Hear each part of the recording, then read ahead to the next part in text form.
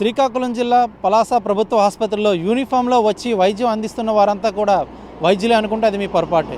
వీరంతా కూడా శంకర్ దాదా ఎంబీబీఎస్ సినిమాలాగా సినీ ఫక్కీలో వచ్చినటువంటి డమ్మీ వైద్యులు.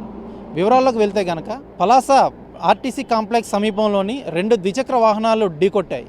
ఈ ఢీకొట్టే క్రమంలో 3 యువకులు అయితే అక్కడ గాయాల పాలయ్యారు. ఆ 3 యువకుల్లో పలాస డెంకి వీధికి చెందినటువంటి సాయి యోగిలతో పాటు మరో యువకుడు కూడా అక్కడ గాయాల పాలై పడి ఉండడం స్థానికులు గమనించారు. ఆ పడి ఉన్నటువంటి ఆ క్షతగాత్రులని హుటాహుటిన పలాస ప్రభుత్వ ఆసుపత్రికి అయితే తరలించడం జరిగింది.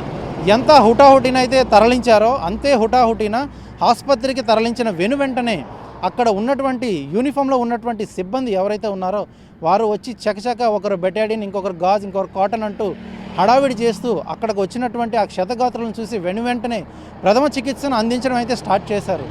అయితే వీరు వైద్యం చేస్తున్నందుకు వారు ఆశ్చర్యపోలేదు, కానీ వారు ఏ యూనిఫామ్లో ఉన్నారో ఆ యూనిఫామ్ చూసి ఆ సమీపంలో ఉన్నటువంటి ఆ స్థానికులు ఎవరైతే ఆ క్షతగాత్రులను తీసుకుని వెళ్ళారో వారంతా కూడా షాక్ అయ్యారు. ఎందుకు షాక్ అయ్యారు అనేది చూస్తే కనుక వీరంతా కూడాను అదే ఆసుపత్రిలో పనిచేస్తున్నటువంటి పారిశుద్ధ్య కార్మికులు.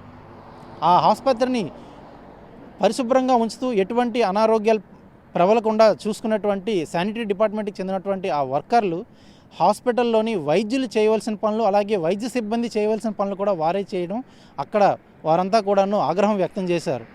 వీరు ఒక మానవతా దృక్పథంతో ఆ సేవలు అందించినప్పటికీ కూడాను ప్రజలు ఓ కోణంలో వారిని మెచ్చుకున్నప్పటికీ ఇంకో కోణంలో కనుక చూసుకున్నట్లయితే కనుక ప్రభుత్వ ఆసుపత్రిలో ఉండవలసినటువంటి వైద్యులు అలాగే వైద్య సిబ్బంది ఎవరైతే ఉన్నారో వారు సకాలంలో అక్కడ అందుబాటులో లేరు. ఇలాంటి ఘటనలు పలుమార్లు అక్కడ చోటు చేసుకున్నప్పటికీ అయినప్పటికి కూడాను డాక్టర్లు అక్కడ అందుబాటులో ఉండకపోవడంతో ప్రజలంతా కూడా ఆగ్రహం వ్యక్తం చేశారు. ఇలా పలుమార్లు జరగడంతో మంత్రి అప్పలరాజు అదే నియోజకవర్గాన్ని ప్రాతినిధ్యం వహిస్తున్నారు. ఆయన సర్ప్రైజ్ చెకింగ్లు అంటూ ఆ ఆసుపత్రికి వెళ్ళి అక్కడ సిబ్బంది ఉన్నారా లేదా అని చెకింగ్ చేసే క్రమంలోనైతే చాలాసార్లు అక్కడ సిబ్బంది ఎవరు కూడా కనిపించకపోవడంతో వారందరినీ పిలిపించి మందలించి వారికి హెచ్చరించడం కూడా జరిగింది. అయినప్పటికి కూడాను వారికి అది పరిపాటిగా మారింది. వారైతే పెడచెవిన పెట్టి ఆ ఆసుపత్రిని గాలికి వదిలేయడం జరిగింది.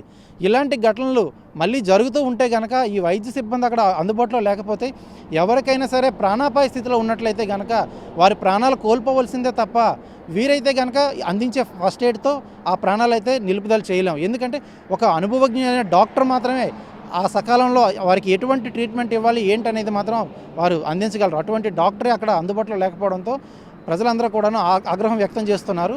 అయితే అక్కడ డ్యూటీ డాక్టర్ అయినటువంటి సుశీల అలాగే వారి వైద్య సిబ్బంది మాత్రం అక్కడ అందుబాటులో లేకపోవడంతో వారంతా కూడాను కంప్లైంట్ ఇవ్వడం జరిగింది. అయితే వారు ఇచ్చినటువంటి కంప్లైంట్ పైన అటు వైద్యాధికారులు అలాగే అదే నియోజకవర్గంలో ప్రాతినిధ్యం వహిస్తున్నటువంటి మంత్రి ఎటువంటి యాక్షన్ తీసుకుంటారనేది మాత్రం వేచి చూడాల్సిందే. పలాస ప్రభుత్వ ఆసుపత్రి నుండి వీడియో జర్నలిస్ట్ రామకృష్ణతో సురేష్, RTV శ్రీకాకుళం. మరిన్ని వీడియోస్ కోసం ఛానల్ ని సబ్స్క్రైబ్ చేయండి. లేటెస్ట్ అప్డేట్స్ కోసం వాట్సాప్ ఛానల్ ని ఫాలో చేయండి.